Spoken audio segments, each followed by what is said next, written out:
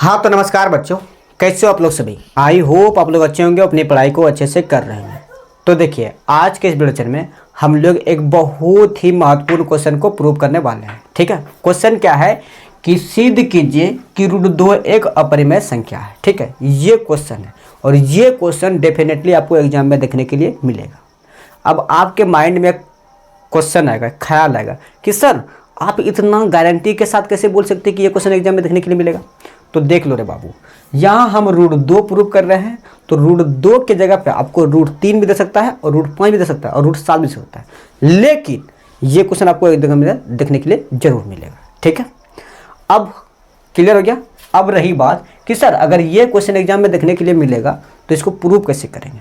तो देखो ना, चलो हम लोग प्रूव करते हैं। ठीक है, तो सबसे पहले हम लोग क्या लिखेंगे, हल या प्रूफ, जो कहो वो लिख लेंगे। ठीक है, अब हम लोग क्या करेंगे कि क्वेश्चन है कि सिद्ध कीजिए कि √2 एक अपरिमेय संख्या है ना रे, कि √2 को अपरिमेय संख्या दिखाना है। ठीक है, पहली बात, हम लोग किसी भी संख्या को डायरेक्टली अपरिमेय संख्या नहीं दिखा सकते। अब आपके मन में ख्याल आएगा सर यह क्वेश्चन बोल रहा है कि अपरिमेय दिखाना है और आप बोल रहे हैं कि डायरेक्टली नहीं दिखा सकते, तो फिर अरे देखो रे बाबू, डायरेक्टली नहीं दिखा सकते तो हम लोग क्या करेंगे, इनडायरेक्टली दिखाएंगे। मीन्स हम लोग को √2 को अपरिमेय संख्या दिखाना। ठीक है, अब हम लोग क्या करेंगे, √2 को अपरिमेय संख्या दिखाना है ना, तो जस्ट उसके उल्टा मानेंगे। क्या मानेंगे, परिमेय संख्या। ठीक है, √2 को परिमेय संख्या मानेंगे और परिमेय संख्या मान के आगे प्रोसीड करेंगे। ठीक है, यानी परिमेय संख्या का जितना भी कंडीशन है वो सभी कंडीशन √2 के ऊपर अप्लाई करेंगे। अगर वो कंडीशन √2 फुलफिल कर लेता है तो परिमेय हो जाता है, अगर उनमें से किसी एक कंडीशन को फुलफिल नहीं करता है तो क्या रहता है, अपरिमेय संख्या। यही हम लोग करने वाले हैं। ठीक है, तो सबसे पहले हम लोग क्या करेंगे कि अपरिमेय दिखाने बोल रहा है ना, तो जस्ट उसके उल्टा मानेंगे। क्या मानेंगे, माना √2 एक परिमेय संख्या। यही लिखेंगे, क्या लिखेंगे कि माना √2 एक परिमेय संख्या है। ये चीज हम लोग मान लेंगे। ठीक है, परिमेय संख्या है। अब आप लोग को तो इतना ज्ञान होगा ही कि परिमेय संख्या किससे करते हैं, अपरिमेय संख्या किससे करते हैं। तो देखो, जिसे P/Q के रूप में लिख सकते हैं उसे परिमेय, जिसे P/Q के रूप में नहीं लिख सकते हैं उसे क्या करते हैं, अपरिमेय। ठीक है, ये परिमेय और अपरिमेय का कंडीशन है। आई होप आप लोग को इतना पता होगा। ठीक है, हम आशा करते हैं। ठीक है, अब देखो हम क्या माने, √2 को एक परिमेय संख्या, और परिमेय संख्या किसे कहते हैं, जिसे P/Q के रूप में लिख सकते हैं ना रे, यही ना। तो हम लोग क्या करेंगे कि √2 को P/Q के रूप में लिख देंगे, यानी P/Q लिख देंगे, क्योंकि परिमेय संख्या का कंडीशन है ना। परिमेय संख्या का कंडीशन है कि जिसे P/Q के रूप में लिख सकते हैं, और यहाँ √2 क्या है, तो परिमेय संख्या, P/Q के रूप में लिख दिया। ठीक है, अब यहाँ P और Q के बारे में थोड़ा डिस्क्राइब कर देंगे, लिख लेंगे।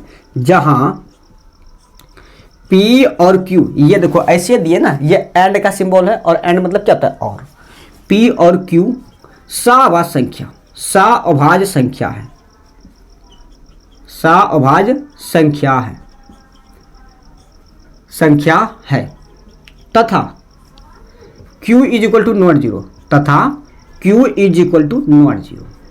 सर क्या लिख दिए, देखो समझो ना, हम क्या बोले कि जहां P और Q सअभाज्य संख्या है और Q = ≠0, यह दो कंडीशन है और आशा करते हैं आपको दोनों कंडीशन समझ में नहीं आया।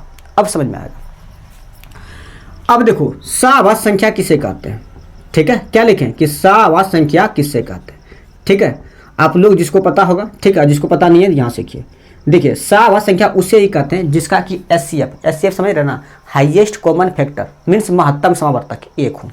जैसे सर 3 और 4 का अगर एचसीएफ ले कॉमन, 3 और 4, यानी ऐसी कौन सी संख्या है जो कि 3 को भी काटे और 4 को भी काटे, जो कि 3 को भी काट सकती है और 4 को भी काट सकती है।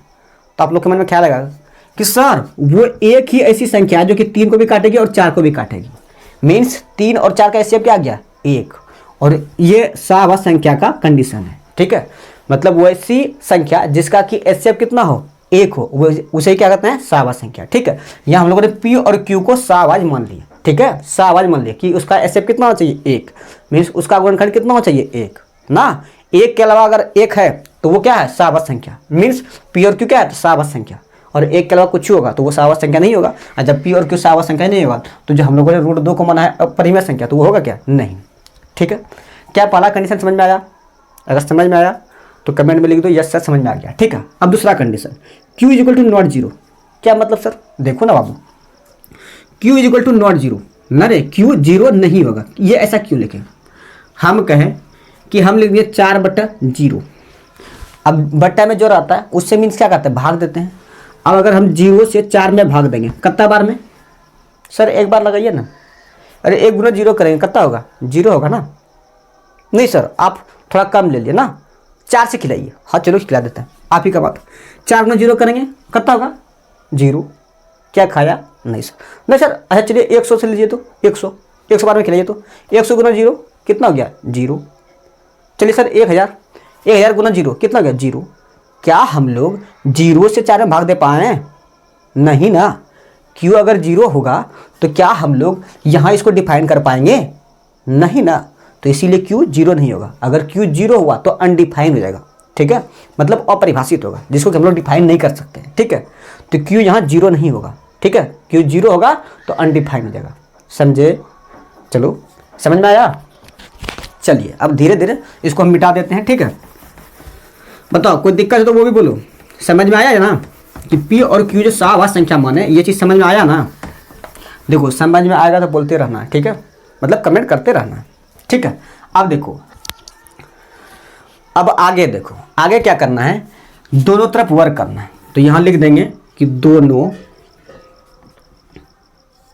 तरफ वर्ग करने पर, ये चीज हम लोग लिख देंगे। ठीक है, तो इधर लेफ्ट साइड में क्या है, तो √2 है, तो √2 का वर्ग कर देंगे। और इधर क्या है, तो p/q है, तो इसका क्या करेंगे, इसका वर्ग कर देंगे। ठीक है, अब देखो √2 का वर्ग कितना होगा, तो 2 ही होगा। और p/q का वर्ग यानी p² हो जाएगा, अब बटा रहे तो q² हो जाएगा। ठीक है, अब यहाँ देखो, अगर हम इसके नीचे 1 दे दे तो बताइए कोई आपत्ति होगा? क्योंकि आप लोग जानते हैं कि हर एक संख्या के गुना और भाग में एक छुपा हुआ रहता है। ठीक है, अब देखो 1 दे दिए इसके नीचे। अब क्या करना है कि क्रॉस मल्टीप्लिकेशन, मीन्स इसका गुना इसके साथ और इसका गुना इसके साथ।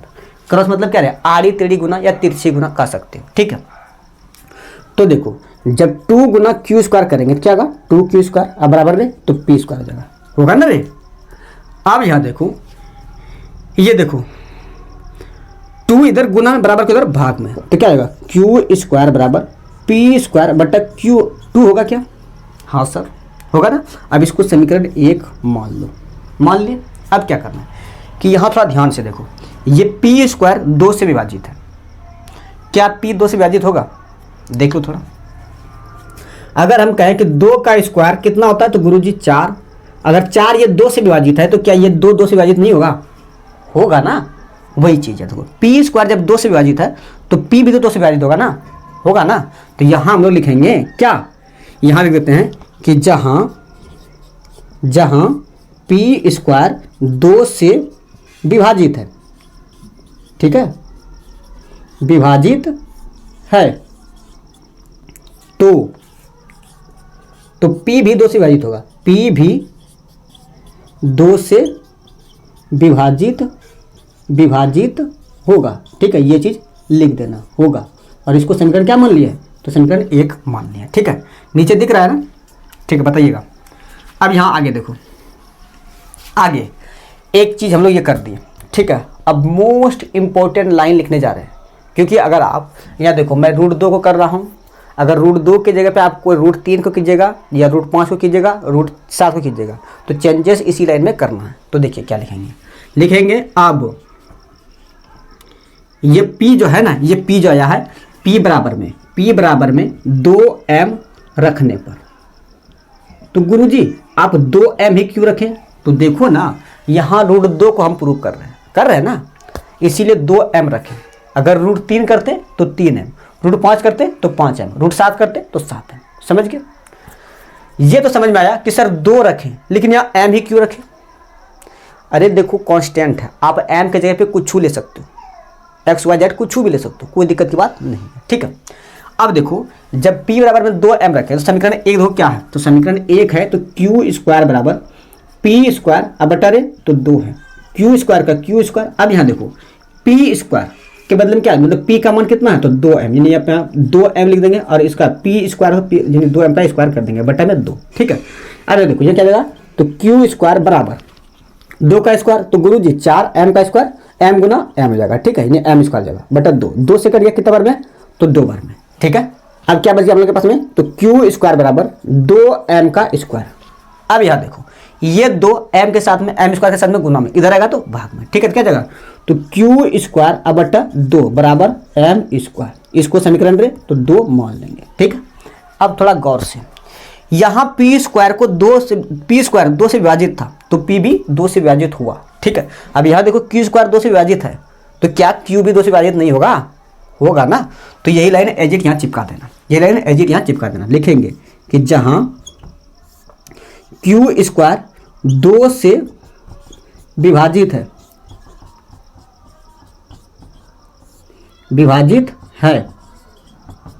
तो Q भी 2 से विभाजित होगा,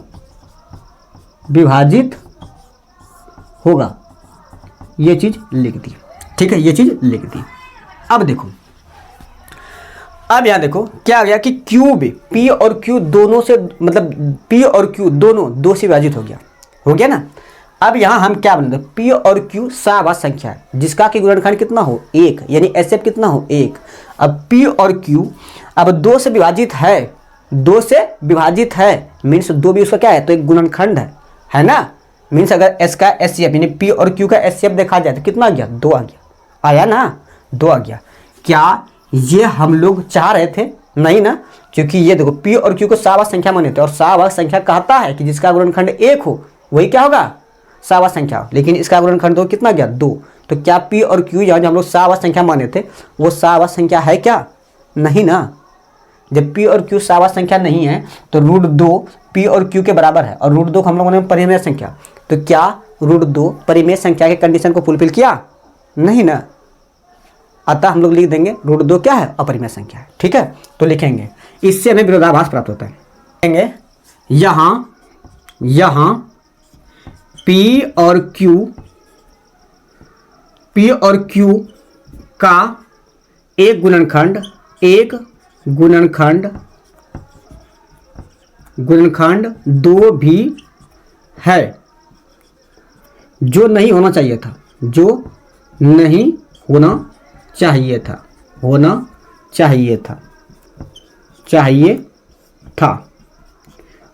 ठीक है। अतः इससे हमें विरोधाभास प्राप्त होता है, अतः इससे हमें विरोधाभास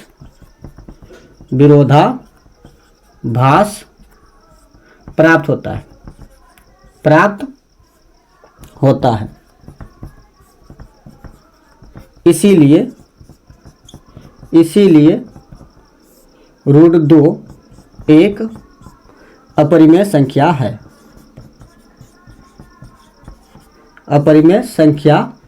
है, ये चीज लिख देंगे, ठीक है। और ये हो गया आपका प्रूफ, ठीक है, ये हो गया आपका प्रूफ। बताइए समझ में आया, बताइए क्या ये प्रूफ समझ में आया। इस प्रूफ के हेल्प से आप √2 के जगह पे √3 भी प्रूफ कर सकते हैं, √5 भी प्रूफ कर सकते हैं और √7 भी प्रूफ कर सकते हैं, ठीक है, समझे। सिर्फ आपको चेंजेस करना है, तो यहाँ P बराबर में अगर आप जिसको √3 को प्रूफ कीजिएगा तो √3m रखना है, √5 को प्रूफ कीजिएगा तो 5m रखना है, √7 को प्रूफ कीजिएगा तो √7m रखना है, ठीक है, समझ गए। चलिए अगर यहाँ तक क्लियर है तो आज के लिए हम लोग इतना ही रखेंगे। बाकी बात ये वीडियो कैसा लगा आप लोग कमेंट करके जरूर बताइएगा, और चैनल पर नए होंगे चैनल को सब्सक्राइब भी कर लेना है।